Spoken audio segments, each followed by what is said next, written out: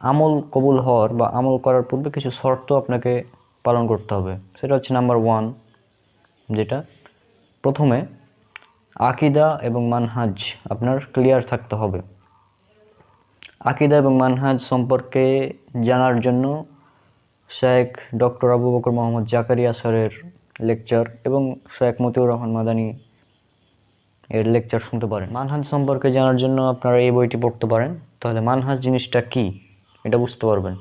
আকিদা এবং মানহাজে আপনাকে আহলে সুন্নাত ওয়াল জামাত এর অনুসারী হতেই হবে। যদি না হন তাহলে আপনার কোনো আমল কবুল হবে না।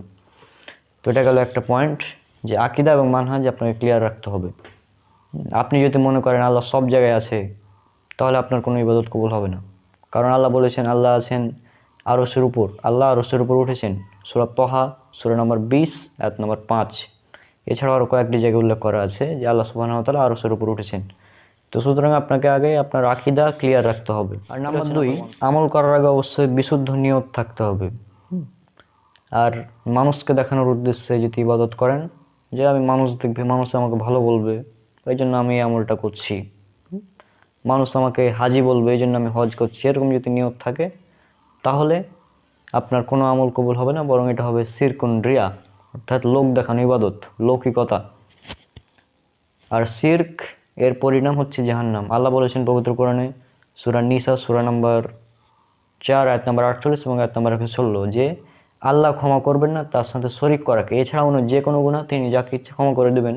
সূরা মাইদা সূরা নম্বর 5 আয়াত নম্বর 72 বলা হয়েছে যদি শিরক করেন বা শিরক যারা করবে তাদের থাকার জায়গা হচ্ছে জাহান্নাম। ইবাদত হবে একমাত্র আল্লাহর জন্য। আল্লাহ বলেছেন পবিত্র কোরআনে সূরা আনাম সূরা নম্বর 6 আয়াত নম্বর 162, বলো আমার সালাত, আমার কুরবানি, আমার সিয়াম সব কিছুই, আমার জীবন, আমার মৃত্যু সকল কিছুই আল্লাহ সুবহানাহু ওয়া তাআলার জন্য। হ্যাঁ, আর এটা হচ্ছে পয়েন্ট যে সকল ইবাদত হবে আল্লাহর জন্য। আল্লাহ ব্যতীত অন্য কাউকে খুশি করার উদ্দেশ্যে কোনো ধরনের ইবাদত করা যাবে না। যদি করেন তাহলে সেটা হবে শিরক, রিয়া, লোক দেখানো ইবাদত, যেটার কারণে আপনাকে জাহান্নামে যেতে হবে। সহিহ মুসলিমের 7365 নম্বর হাদিসে উল্লেখ করা আছে, রাসূল সাল্লাল্লাহু আলাইহি সাল্লাম বলেন, মহান আল্লাহ বলেন, আমি শরীকদের শিরক হতে সম্পূর্ণ মুক্ত। যদি কোনো লোক কোনো কাজ করে এবং এতে আমি ছাড়া অপর কাউকে শরীক করে, তবে আমি তাকে ও তার শিরকি কাজকে প্রত্যাখ্যান করি। তাহলে এই হাদিস থেকে স্পষ্ট, যদি আপনি আল্লাহ ব্যতীত কাউকে খুশি করার উদ্দেশ্যে কোনো ধরনের ইবাদত করেন তাহলে সেটা হবে শিরক, আর আল্লাহ সুবহানাহু ওয়া তাআলা তার আমলকে আবার প্রত্যাখ্যান করে দেবেন, স্পষ্ট। এরপর 3 নম্বর পয়েন্ট, যে আমলটা করবেন সে আমলের পিছনে অবশ্যই দলিল থাকা লাগবে। যদি সে আমলের পিছনে কোনো দলিলই না থাকে, আপনি নিজের খেয়াল খুশি মতো আমল করেন, অর্থাৎ এমন আমল করেন যেটা রাসূল সাল্লাল্লাহু আলাইহি সাল্লাম থেকে প্রমাণিত নয়, সাহাবী থেকে প্রমাণিত নয়, হাদিসে কোরআনে এর কোনো অস্তিত্বই পাওয়া যায় না, এমন ধরনের কোনো আমল যদি করেন তাহলে সেটা হচ্ছে বিদাত।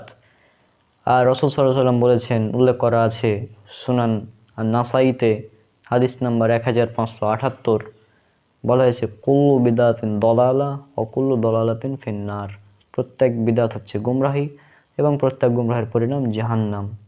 সহিহ মুসলিমের 4384 নং হাদিস, ইসলামিক ফাউন্ডেশন হাদিস নাম্বার 4343, এখানে বলা হয়েছে রাসূল সাল্লাল্লাহু আলাইহি সাল্লাম বলেছেন, কেউ যদি এমন কোনো আমল করে যা আমাদের শরীয়তে নেই, অর্থাৎ যেটা দলিলবিহীন, তাহলে সেটা প্রত্যাখ্যাত বা বাতিল, পরিত্যাজ্য।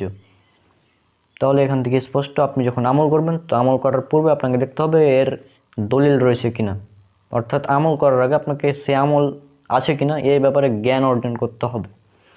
আর 4 নম্বর পয়েন্ট, সেটা হচ্ছে যেগুলো ফরজ ইবাদত সেগুলো তো বাধ্যতামূলক করাই লাগবে। যদি না করেন, বিশেষ করে যদি ফরজ নামাজ 5 ওয়াক্ত ফরজ সালাত যদি আপনি নিয়মিত আদায় না করেন, তাহলে বিশুদ্ধ মতে আপনি হচ্ছেন কাফের, মানে আপনি মুসলিম থাকতে পারবেন না।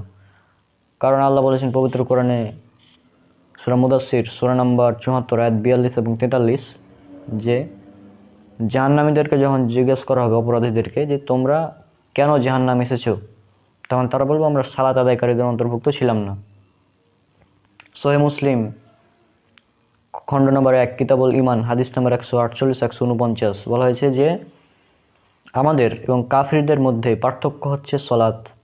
সুনান ইবনে মাজা হাদিস নাম্বার 1079 বলা হয়েছে, আমাদের এবং কাফিরদের মধ্যে পার্থক্য হচ্ছে সলাৎ, যে সলাৎ ত্যাগ করলো সে অবশ্যই কুফরি করলো।